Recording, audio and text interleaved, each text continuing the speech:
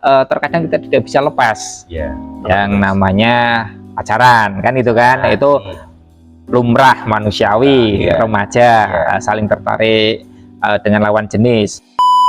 Saya itu juga kadang-kadang juga memberikan konten-konten melalui kayak bagaimana sih cara pacaran yang sehat gitu, tidak melanggar norma lah istilahnya, Coach. Berarti pacaran yang sehat ini pacaran ketika ketemu itu ya kita lari keliling lapangan 10 kali gitu ya. Ya itu atau diawali dengan push up terlebih dahulu gitu.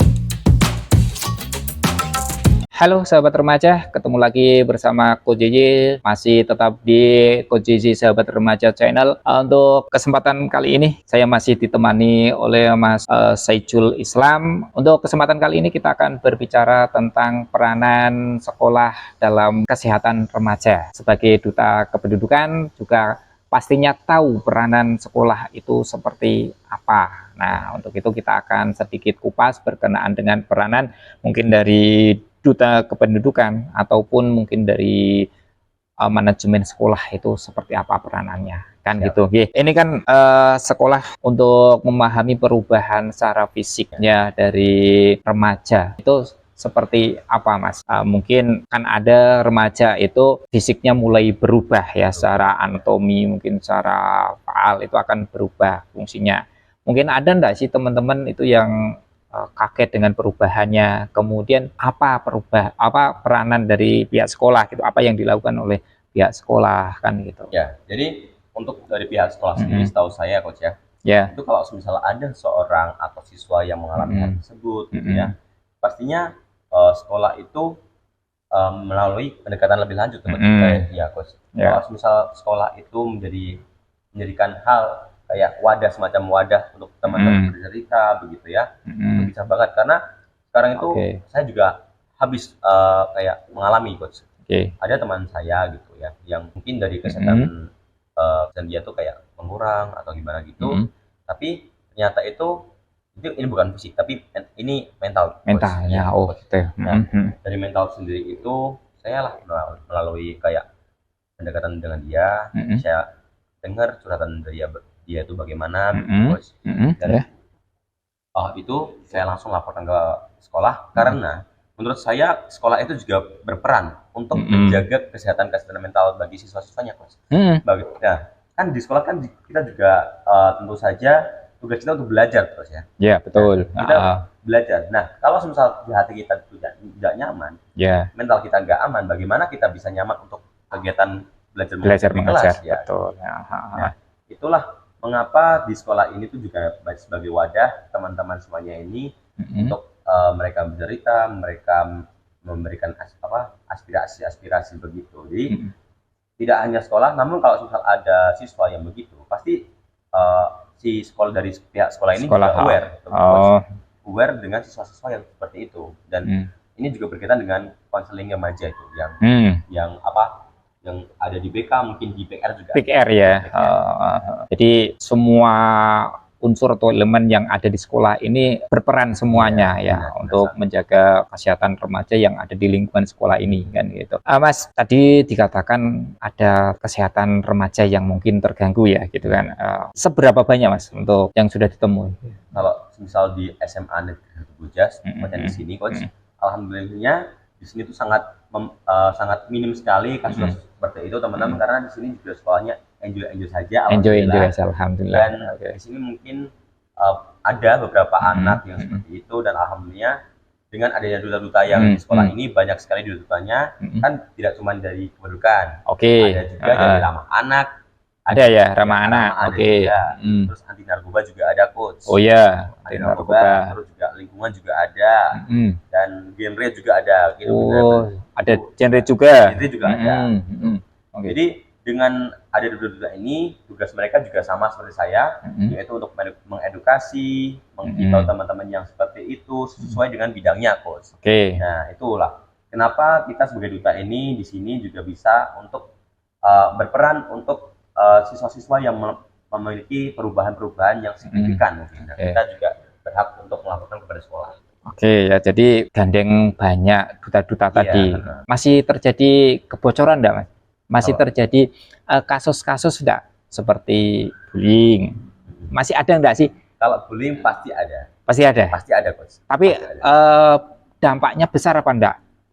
Dampaknya kalau misal besar. Apa masih ya tahap sekedar candaan atau apa, atau mungkin sudah sampai parah gitu, ada enggak gitu? Kalau misal kalau dampak dari si korbannya, kalau saya lihat itu mungkin dari tahap awal aja, Coach. Kayak mungkin dia menganggap itu nggak enak aja. Tapi kalau misal kan kalau bullying itu kalau misal udah terkena dari psikisnya, itu kan pasti juga bisa mengalami yang namanya self harming malahan, bisa melukai diri sendiri. Tapi alhamdulillah di sini belum bisa, kita belum menemukan hal seperti itu. Ya alhamdulillah kan itu, alhamdulillah gitu kan. Oke, tidak ada ya. Semoga tidak ada, semoga tidak ada.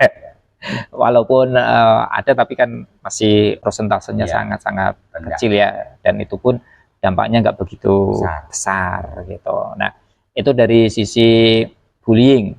Mungkin dari penyalahgunaan narkoba. Kalau di sini juga ada tim Coach, yang namanya tim bersinar, yaitu bersih dari narkoba. Bersinar. Ya, bersinar. Bersinar. Okay. Bersih dari narkoba, teman-teman. Ya, di sini kita meyakinkan akan P4GN. Ya, itu adalah simbiosis dari bersih dari narkoba itu sendiri. Itu juga kita juga mendapatkan bimbingan dari BNNK Kendal. BNK ya. Oke, BNK. Itu di sini juga menurut saya kalau misal ada kemarin sudah ada brand itu di sekolah ini. Branding sekolahnya bersinar itu. Bersinar itu. Ya. Oke. Nah, di sini alhamdulillahnya setelah adanya branding itu, dan alhamdulillahnya duta dari narkoba ini juga mengedukasi teman-teman yang seperti itu. Alhamdulillah sekarang sekolah itu tidak pernah yang namanya menemukan kasus-kasus seperti itu. Kan sekarang banyak sekali, Coach. Apalagi ngerokok di sekolah itu banyak sekali. Kalau dulu alhamdulillah, sekarang kalau saya lihat itu alhamdulillah sudah minim sekali. Berarti sudah berkurang. Iya, sudah berkurang sekali. Dulu sampai ada kasus di kamar mandi itu banyak sekali teman-teman. Iya, putung rokok itu banyak. Apalagi baunya tercium sangat. Oh iya. Alhamdulillah sekarang udah meminimalisir lah istilahnya. Oh gitu, berarti ada progres ya untuk yang lebih baik lagi kan itu. Tuh. Jadi penyalahgunaan narkoba, oke, aman ya, aman. Kemudian tadi bullying aman. Nah ini Mas, ini yang terkadang kita tidak bisa lepas, yang namanya pacaran kan itu kan, itu lumrah manusiawi, remaja saling tertarik dengan lawan jenis. Ada kasus-kasus yang ekstrim nggak di sini? Atau ya pacaran hal yang biasa? Ya mungkin kalau di SMA Negeri Boja ini ya mungkin dinormalisasikan ya, Coach ya. Mungkin kalau pacaran sebagai penyemangat dinormalisasikan, tapi di sini juga ada satu kasus di mana si anak itu mengalami depresi karena kehamilan. Oh ya. Kehamilan, bayangkan saja di umur seperti 16, 17, 18 tahun bisa merasakan kehamilan, dan itu mungkin mau disengaja ataupun tidak, pasti di psikis mereka itu pasti kena. Nah, itulah mengapa pacaran itu mungkin dilumrahkan, tapi dampak terburuknya yaitu teman, Coach. Kalau misal kita itu membiarkan dan yang tadinya semangat cuman memberikan semangat, tapi ujung-ujungnya malah seperti itu kan menjadi dampak yang besar juga. Ya.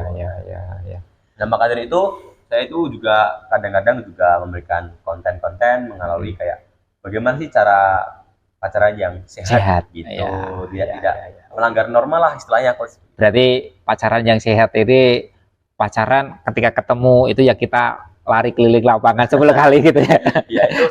Atau diawali dengan push up terlebih dahulu gitu. Itu pacaran secara sehat mungkin kan itu. Kemudian dari teman-teman Mas, ini membuka semacam konseling nggak Mas terhadap teman-teman yang bermasalah gitu kan? Mungkin dari pihak sekolah. Tadi kan banyak sekali dutanya. Kemudian dari BK. Itu semuanya membuka akses tidak? Mereka terbuka enggak terhadap teman-teman yang mungkin mengalami permasalahan?